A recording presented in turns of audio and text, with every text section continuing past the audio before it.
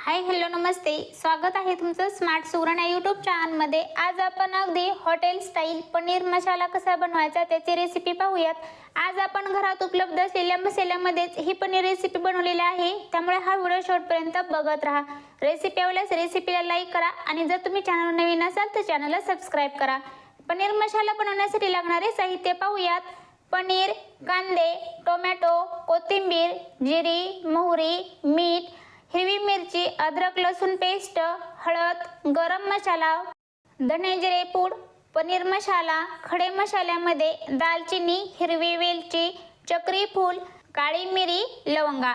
चला तर रेसिपीला सुरुवात करूया। तर सर्वात प्रथम इथे मी पाव किलो पनीर घेतलेला आहे। पनीरचे अशा प्रकारे चौकोनी आकाराचे पीसेस करून घ्यायचे आहेत आणि मोठ्या साईज मध्येच करून घ्यायचे।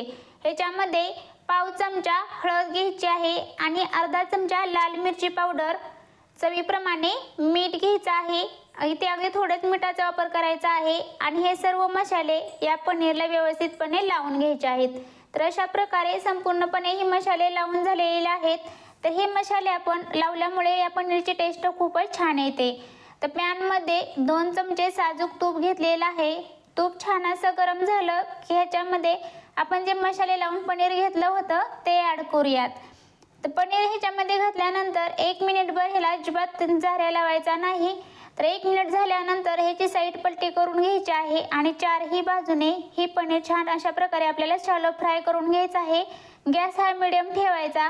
तर अशा प्रकारे पनीर आपलं शॅलो फ्राय करून झालेलं आहे, हे संपूर्णपणे थंड करून घेऊयात। तर मसाला बनवण्यासाठी पॅन मध्ये 2 चमचे तूप घेतलेला आहे आणि 2 चमचे तेल घेतलेलं आहे। इथे तुम्ही संपूर्णपणे तूप वापरू शकता किंवा संपूर्णपणे तेल वापरलं तरी पण चालेल। त्याच्यामध्ये 1 चमचा मोहरी छान अशा प्रकारे तळतळली की 1 चमचा जिरी, त्यानंतर खडे मसाले ॲड करूयात आणि 1 मिनिटभर आपण हे खडे मसाले या तेलामध्ये परतून घेणार आहोत। त्यानंतर 4 कांदे बारीक कट करून घेतलेले आहेत ते ॲड करूयात आणि मीडियम गॅसवरती छान अशा प्रकारे लालसर रंगावरती हे कांदे भाजून घ्यायचे आहेत। तर कांदे भाजत असताना त्याचा कलर एकदम लालसर करायचा नाही, नाहीतर पनीर मसाल्याची टेस्ट पूर्णपणे चेंज होते। तर अशा प्रकारे आपला कांदा थोडासा ब्राऊन रंग झालेला आहे, एवढाच कांदा आपल्याला परतून घ्यायचा आहे। त्याच्यामध्ये 1 चमचा अद्रक लसूण पेस्ट ॲड करूयात आणि ती या फोडणीमध्ये मिक्स करून घेऊयात। तर अद्रक लसूण पेस्ट पण छान अशा प्रकारे मिक्स झालेली आहे। ह्याच्यामध्ये पावडर मसाले ॲड करूयात।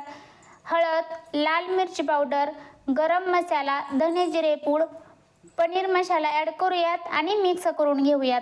तर पावडर मसाले अशा प्रकारे मिक्स करून घेतलेले आहेत। 1 मिनिटभर या तेलामध्ये परतून घेऊयात।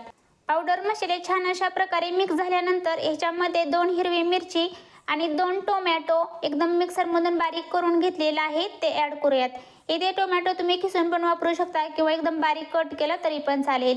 टोमॅटो ह्याच्यामध्ये अशा प्रकारे मिक्स करून घ्यायचे आहेत आणि 2 मिनिट हे टोमॅटो छान अशा प्रकारे आपल्याला शिजवून घ्यायचे आहेत। टोमॅटो लवकर शिजावे त्यासाठी ह्याच्यामध्ये अर्धा चमचा मीठ ॲड करूयात आणि मिक्स करून घेऊयात आणि झाकण ठेवून 1-2 मिनिट आपण ही टोमॅटो छान अशा प्रकारे मऊ होईपर्यंत शिजवून घ्यायचे आहेत। ह्याच्यामध्ये थोडीशी कोथिंबीर ॲड करूयात। फोडणीमध्ये अशा प्रकारे कोथिंबीर घातल्यामुळे मसाल्याची टेस्ट खूपच छान येते। त्यानंतर ह्याच्यामध्ये गरम पाणी ॲड करूयात। तर मसाला बनवत असताना गरम पाण्याचा वापर करायचा आहे, त्यामुळे ह्या मसाल्याला रंग खूप छान येतो आणि टेक्स्चर पण खूप छान येतं। तर अशा प्रकारे आपली ग्रेव्ही बनवून तयार झालेली आहे। ही ग्रेव्ही आपण मीडियम गॅसवरती 10 मिनिट उकळी काढून घ्यायची आहे। तर अशा प्रकारे मिक्स करून घ्यायचं आहे आणि 10 मिनिट आपण ही ग्रेव्ही छान अशा प्रकारे शिजवून घेणार आहोत।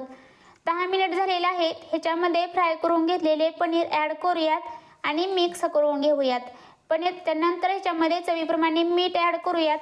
पनीर फ्राय करताना पण आपण मीठ घातलेलं होतं, त्याच्यामुळे त्याच्या अंदाजानेच मीठ ॲड करायचं आहे आणि मिक्स करून घेऊयात।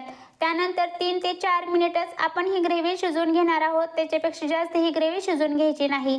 तर अशा प्रकारे छान अशी ग्रेव्ही शिजून तयार झालेली आहे।